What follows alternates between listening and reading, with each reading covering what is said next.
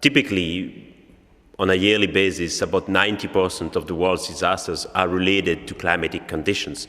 So obviously the climate is affecting the way people live in many areas of the world, and when these climatic conditions are being degraded or are being modified, well, of course, it induces people to move. So this is a very broad and encompassing concept and really touches upon many different types of population movement worldwide. Some are forced to migrate as a result of degrading climatic conditions. Some others are choosing to migrate voluntarily as a way to adapt to these changing conditions. And we need to realize that climate-induced migration can mean all of that.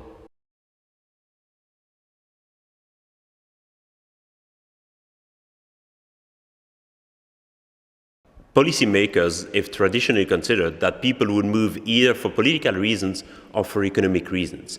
And now we realize that an increasing number of people are also on the move because of environmental reasons. And here we face a gap in research, a gap in policymaking, and a gap in normative frameworks. So this is the reason why it is important to address, because this is definitely an increasing reason why people are moving worldwide, and the numbers keep increasing year after year.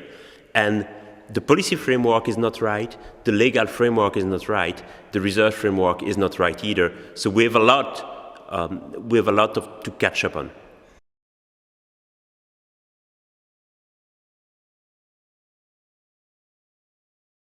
Because we've done a lot of stuff completely wrong in the past. So this is very important to learn from these lessons of bad migration management. But at the same time, there are also a lot of policies that countries are doing right, and they need to learn from each other. And typically, migration policies is a field when countries have a hard time to collaborate together. It is still felt that migration policies has to do with sovereignty or national identity. So states are actually very reluctant to coordinate their policies or to collaborate with each other. It is much easier for states to collaborate on climate policies, for example, than on migration policies. And yet there are a lot of things that they can learn from each other on migration policies. And there are lots of solutions that will be bilateral or regional solutions that will need to be implemented through a collaboration between a cluster of states.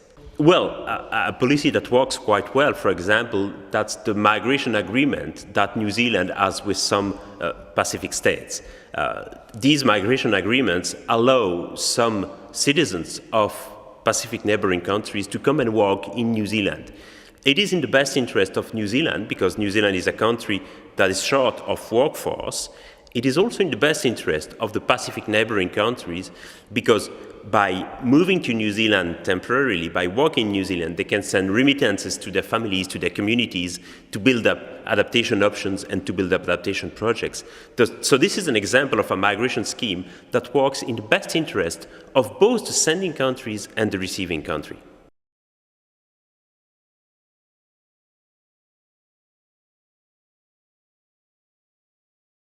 I believe it is extremely important that we reach a kind of scientific consensus as a research community on these issues so that we can make policy progress. Typically, when we talk to policymakers, we hear that, that research is not mature enough, that we need more data, that we need more numbers. At some point, it is important to come together and to share these data and these numbers so that we can have a kind of consensus of what is the state of climate-induced migration today and what needs to be done, and present these results to policymakers.